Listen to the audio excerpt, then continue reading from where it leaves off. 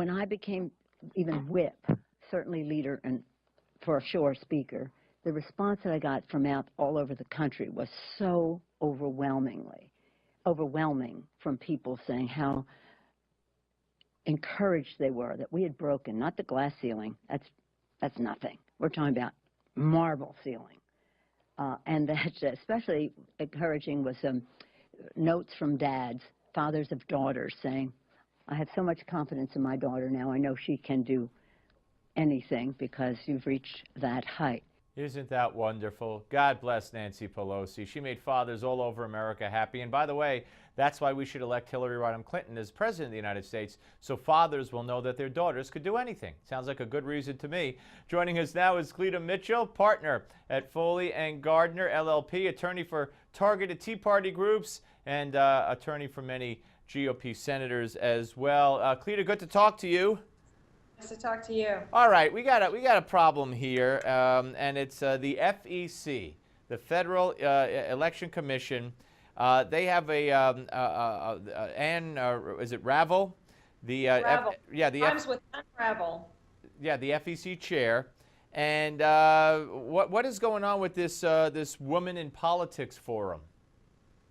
Well, she's using our money to promote her political agenda. She has been doing that since the day she walked in the door at the Federal Election Commission. Ann Ravel, she is the former chairman of the Fair Political Practices Commission in California, which is anything but fair, I should say. She is a rabid left-wing liberal Democrat, and she announced on her own, without consulting with any other members of the commission, last week that she was going to host a seminar, but it's paid for not with her money, but with our money. And the topic is the problem of why there aren't more women in politics. Well, look, there's no statutory authority for the Federal Election Commission to have a position on that. They're supposed to be umpires. They're not supposed to be deciding who should play, who should not play. They're not supposed to decide which candidates are good, which candidates are bad. They're supposed to enforce and uphold the federal statute. And this goes well beyond that. It's the kind of goofy things they have been doing, she was doing when she was in California. And I think that it's a real misuse of taxpayer money. Yeah, and there are people on this panel. Basically, they're all ideologically the same. You got at least one outspoken Hillary supporter, if I'm not mistaken. That's right. So how did she get away with this? Well, nobody's challenged it yet. I've talked to some people. I think that certainly the Inspector General of the Federal Election Commission should investigate this. And this isn't the first thing she's done to try to use our money to try to help her side of the equation, being the Democrats, et cetera. Last fall, she spent our money going around the country to key battleground states where there were hot Senate races, and she held public meetings and press conferences to talk about dark money.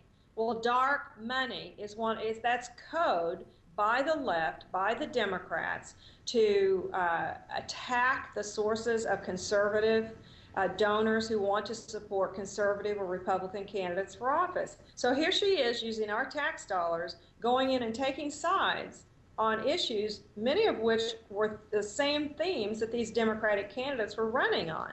Now, it didn't do any good, but it's still an abuse of the tax and misuse of our tax dollars. Absolutely. And aren't we talking about the same Ann Ravel who proposed to, or at least floated a proposal to regulate free speech, political speech on the internet? Yes, the very same one. As I said, her name rhymes with her name is Ann Ravel. It rhymes with unravel. And she's trying to, and she is unraveling many decades of neutrality on the part of the Federal Election Commission in terms of taking public stances for or against certain issues or candidates or that kind of thing. I mean, just imagine if she's a voting member of this commission. If I'm representing a male candidate or a group that supports a male candidate, right, and there's a complaint filed by a female candidate, she's going to decide this.